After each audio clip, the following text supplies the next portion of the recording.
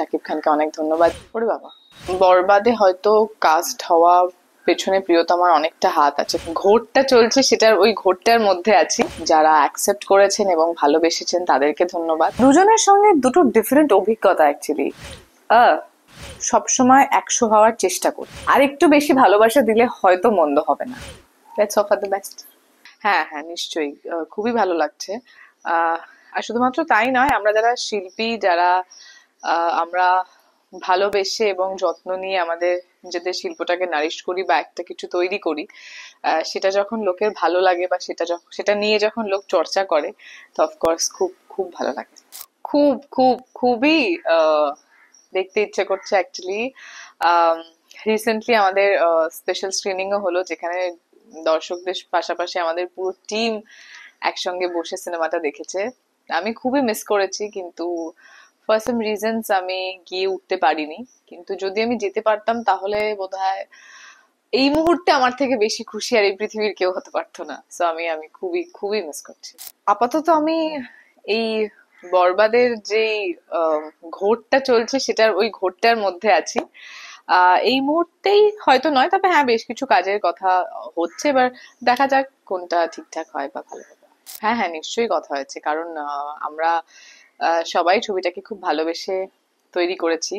আর সেখানে যখন ছবিটা এভাবে সাফল্য পাচ্ছে, দর্শক এতটা ভালোবাসা দিচ্ছে, তো আমরা সবাই খুব খুশি। তো হ্যাঁ, অবশ্যই যখন রিলিজের পরে পরে এই পুরো ব্যাপারটা আমরা দেখতে পাচ্ছিলাম থ্রু সোশ্যাল, মানে আমি তো সোশ্যাল মিডিয়াতেই দেখতে পাচ্ছিলাম, তো হ্যাঁ তখন অবশ্যই আমাদের সকলের সঙ্গে সকলেরই কথা হয়েছে। হ্যাঁ, ভেবে দেখতে গেলে অবশ্যই বরবাদে হয়তো কাস্ট হওয়া পেছনে প্রিয়তমার অনেকটা হাত আছে। কারণ আমি যদি প্রিয়তমাতে পার্ট না হতাম বা প্রিয়তমা ছবিটা না করতাম, তাহলে হয়তো আমাকে জানি না কতদূর কেউ চিনতে পারতো বা চিনতো। যে বরবাদে আমাকে নিয়ে ভাবার মতন কতটা পরিচিত আমি সবার মধ্যে হতে পারতাম আমি জানি না। তো হ্যাঁ, হয়তো নিশ্চয়ই হাত আছে। আর প্রথম আর হ্যাঁ, যদি ধন্যবাদ জানাতে হয় তাহলে তো অবশ্যই আমার প্রযোজক এবং আমার পরিচালক, যারা ভেবেছেন যে হ্যাঁ তাদের প্রজেক্টটার পার্ট আমি হতে পারি, তাদেরকে তো অসংখ্য ধন্যবাদ। দর্শক যারা অ্যাকসেপ্ট করেছেন এবং ভালোবেসেছেন তাদেরকে ধন্যবাদ।